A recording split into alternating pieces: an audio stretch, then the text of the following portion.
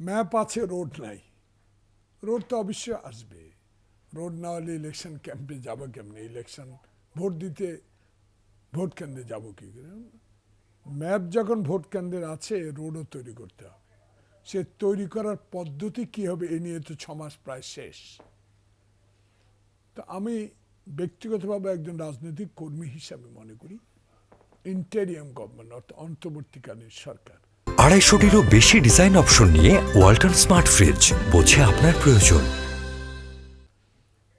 যে হারে এখন কথাবার্তা শুরু করেছে, যেভাবে সরকারি চাকরি করে ইন্টেরিয়াম গভর্নমেন্টের থেকে যেভাবে একটা রাজনৈতিক দলকে সুনির্দিষ্ট করে নাম উল্লেখ করে কথা বলা শুরু করেছে, আমার একটু সন্দেহ যাচ্ছে। আমার মনে হয় যে না, আমার কিছু একটা ভূত এদের ঘাড়ে চাপিয়ে আছে। কে বলছে 111-এর ইঙ্গিত? আবার আমার নেতা মির্জা ফখরুল ইসলাম একজন আদর্শমান রাজনৈতিক নেতা, আমি অহংকার করে বলতে পারি। সে বলেছে যে ইন্টেরিয়াম গভর্নমেন্টের পরে নিরপেক্ষ সরকারও তো আসতে পারে। এটা কারণ কি বলার? কারণ একটাই, সন্দেহ হচ্ছে কথাবার্তায়। এসব কথা তো 2 মাস আগে শুনি নাই। তাহলে মনে হচ্ছে আমার ক্ষুদ্র রাজনৈতিক অভিজ্ঞতায় যে ডাল মে কুছ কালা হয়। রাজনীতি দল করবে, ইন্টেরিয়ার গভর্নমেন্ট একটা নির্বাচন করবে, সময় ক্ষেপণ করবে, ওই দলকে সহায়তা করে ক্ষমতা আনার চেষ্টা করবে। এত কিছু আমরা প্রয়োজন মনে করি না। যুদ্ধ করেছি 71 সালে, দেশ স্বাধীন করেছি পাকিস্তানের 22 পরিবারের বিরুদ্ধে, বৈষম্যের বিরুদ্ধে।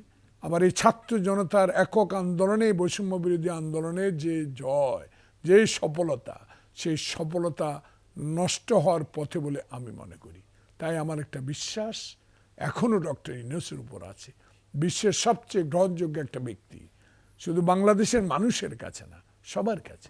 সে গ্রহণযোগ্য ব্যক্তির পরিচালিত সরকারের কিছু কিছু নেতা যদি এইসব কথা বলে, একটা পুরানো রাজনৈতিক দলের, যে দলের নেতার আদর্শে, যে দলের নেতার ঘোষণায় দেশের স্বাধীনতা এসেছে, সেই দলের নেতা সম্বন্ধে কিছু কথা বা দল সম্বন্ধে কিছু কথা বলাটা অনাকাঙ্ক্ষিত বলে আমি মনে করি। তাই ম্যাপ যখন আসে, রোড তৈরি করতে হবে, সেই তৈরি মির্জা ফখরুল ইসলাম একটা ইঙ্গিতও দিয়েছে। আর দেরি না, আর দেরি করলে ওই ডালমে কুছ কালা হতে পারে। অতএব আমি মনে করি যে মির্জা ফখরুল ইসলাম ঠিক সময়ে ঠিক কথাটুকুই বলেছে। আর ডক্টর ইউনূস যেটা বলেছেন, এই বছরের শেষ দিকে অথবা 26-এর প্রথম দিকে, দরকার কি? দরকার নাই।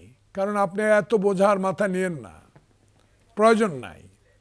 যতটুকু সংস্কার দরকার হয়ে গেছে আমি মনে করি, জানি না আমার সাথে সবাই একমত হবেন কিনা। আসল দরকার নির্বাচনের পদ্ধতিটাকে চেঞ্জ করে 91 সালের মতো একটা ভোট করা। সে ভোটটা করলেই শাহাবুদ্দিনের মতো আপনারও একটা সুনাম অর্জন হবে। শাহাবুদ্দিনে কিন্তু আবারও বাংলাদেশের রাষ্ট্রপতি হয়েছে।